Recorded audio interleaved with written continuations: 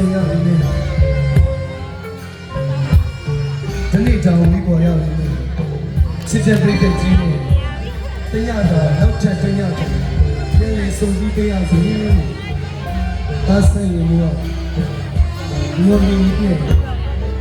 ဒီတစ်ချိန်နဲ့လို့ဆက်မပြောဘူး